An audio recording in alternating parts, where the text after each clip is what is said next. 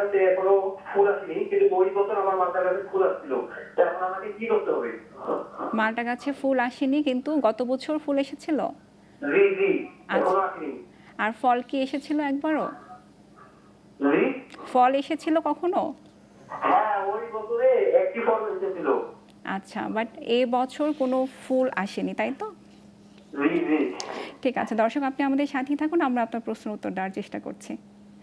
Sir, মালটা গাছে যদি এমন হয় যে গত বছর ফুল এসেছে বা ফল এসেছে, বাট এই বছর কোনো ফুল যদি না আসে, তাহলে সেক্ষেত্রে কি করণীয়? ধন্যবাদ। আসলে আমাদের ফল গাছের একটা বৈশিষ্ট্য হচ্ছে, যখনই ফল সংগ্রহ করা হয়, সংগ্রহের পর কিন্তু গাছটাকে সেটে দিতে হয়, মানে যাতে নতুন ডালপালা হবে, আবার নতুন ডালপালাতে পরবর্তী বছরের জন্য ফল হবে। এটা কি প্রতি বছর প্রতি ছাঁটাই বছর করাটা? আমাদের ফল সংগ্রহ করার পরই গাছগুলো সেটে দিতে একটু হবে, ছাঁটাই করে দিতে ছাঁটাই হবে। করে দিতে হবে, যাতে নতুন ডালপালা যে হবে, ওই নতুন ডালপালায় কিন্তু ফল আসবে।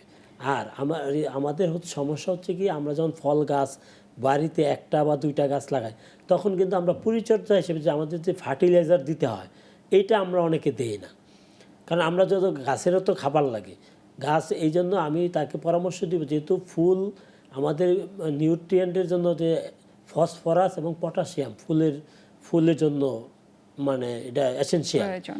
আর আমাদের যে ইউরিয়া সারটা হচ্ছে জি। শুধুমাত্র ভেজিটেটিভ গ্রোথ মানে বৃদ্ধি করে।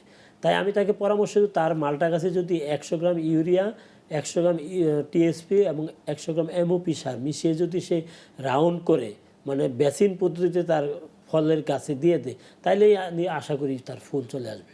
কারণ ফুলের জন্য আমাদের পটাশিয়াম ফার্টিলাইজারটা খুব দরকার। তাহলে সার দিতে হবে এবং হচ্ছে ছাঁটাইটা খুব আসলে গুরুত্বপূর্ণ। ফল গুরুত্ব যে দিতে কোনো হবে। ফল গাছেরই ফল যখন সংগ্রহ করে ফেলবে, তখন তার সংগ্রহোত্তরকে ছাঁটাই করতে হবে।